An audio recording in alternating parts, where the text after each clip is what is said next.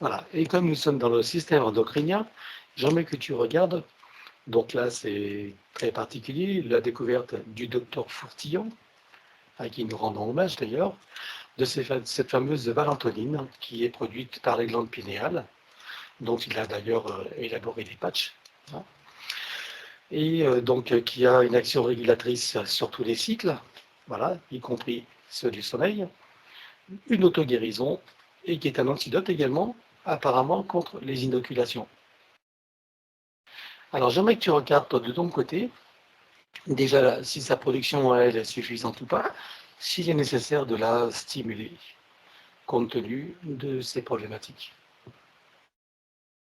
Une, une stimulation, mais assez légère est nécessaire. D'accord, ok. Alors allons-y.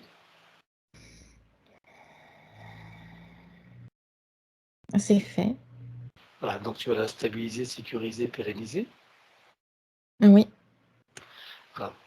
Et maintenant, j'aimerais que tu regardes les effets de cette valentonine donc sur les poèmes qu'elle a nommés, par exemple sur son pancréas, sur tous ses organes, sa physicalité. Et ça participe au rééquilibrage de l'ensemble de la physicalité. Ça vient recalibrer tous les paramètres physiques, biologiques. Très bien.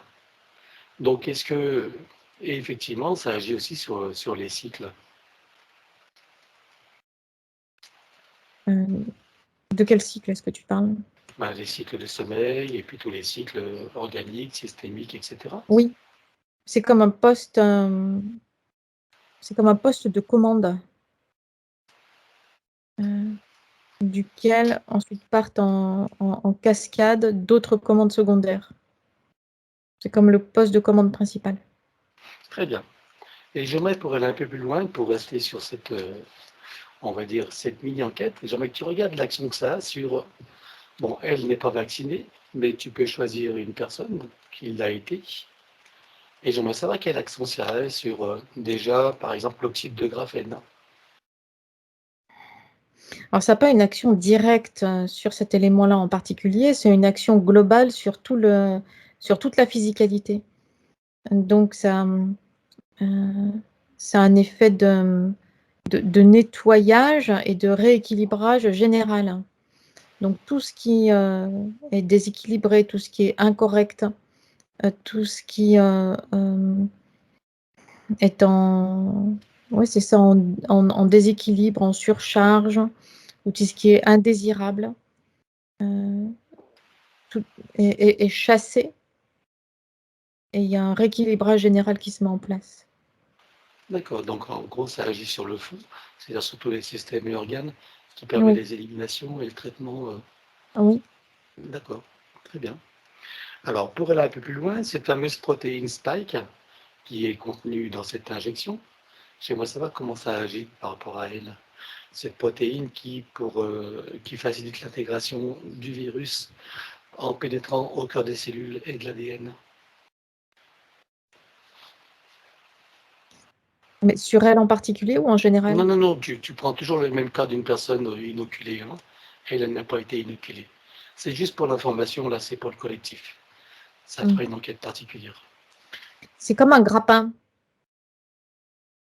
C'est un grappin qui sert d'accroche, qui sert d'accroche au virus.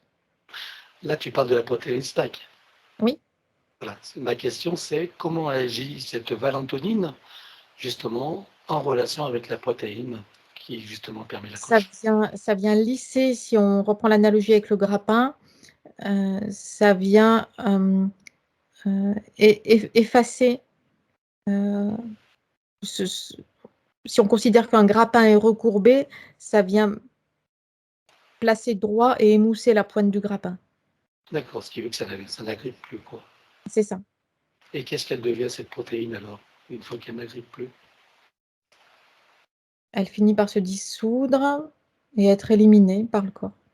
Tu veux dire qu'elle est digérée par le système immunitaire, c'est ça? Oui. D'accord. Alors, autre point, donc nous savons qu'il y a aussi de la nanotechnologie, hein, c'est plus une question, c'est une affirmation. Regarde comment ça agit maintenant sur cette nanotechnologie qui se répand dans l'organisme y compris et en priorité dans le système neuronal, puisque ça veut le remplacer, et le système également immunitaire et tous les autres. Ça, c'est beaucoup plus difficile à éliminer. Je sais pas, ça semble très variable suivant les humains. Mhm. Il y a des humains qui arrivent à s'en débarrasser, mais jamais complètement, et d'autres pas. Jamais complètement. Non, pas qu'ils viennent là. Et pour ceux qui arrivent à s'en débarrasser, même partiellement, qu'est-ce qui fait la différence par rapport aux autres qui n'y arrivent pas? C'est leur propre système de défense intérieure et de capacité d'équilibrage de ces différents paramètres. D'accord. Ok, tu veux dire les personnes qui ont cette aptitude de, on va dire, d'immunité intérieure, c'est ça? Enfin, en tout cas, Oui, c'est leur force intérieure? oui, Ok. C'est ce qui permet l'élimination, mais partielle. oui. D'accord. Jusqu'à quel pourcentage ça peut éliminer? Ça peut éliminer jusqu'à 75%. Parce que c'est, on va dire, ces barrières de défense, c'est pas seulement au niveau physique. Il y a aussi le niveau de conscience qui intervient. Tout est relié. C'est D'accord. le niveau de conscience qui active le niveau de défense sur le plan biologique. D'accord. Alors, quand tu parles de niveau de conscience, pour que ce soit clair pour tout le monde, qu'est-ce que tu entends par là?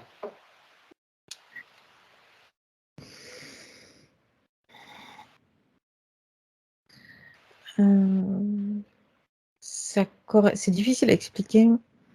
Ça correspond aux fréquences. Fréquences hautes et éclairées. Cet Qu'est-ce que état ça de veut dire? fréquence haute, cet état de fréquence haute et éclairé permet d'avoir la mainmise et le contrôle sur le fonctionnement de sa physicalité. D'accord. Ça veut dire qu'en gros, elle est connectée à son essence, c'est ça? Oui, Et qu'elle a les informations et les connaissances nécessaires? c'est ça. Plus la connexion à l'essence est stable, active, efficace, plus le niveau de conscience est élevé et plus la capacité d'intervention sur la partie physique est élevée aussi et efficace. Ok. Et je suppose que ça revient également avec le degré d'intention, de conviction et de Oui, détermination. oui. Est-ce que c'est ce qui fait la différence?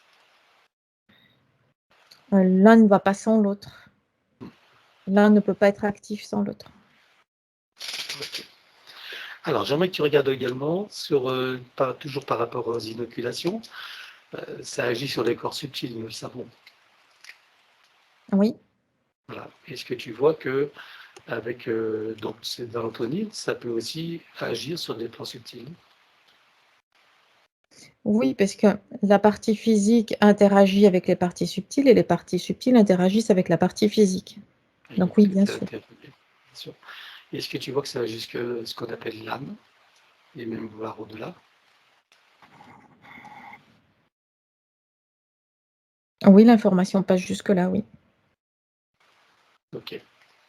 Est-ce que tu vois qu'il y aurait une solution pour que l'intégralité de ces nanotechnologies soit évacuée?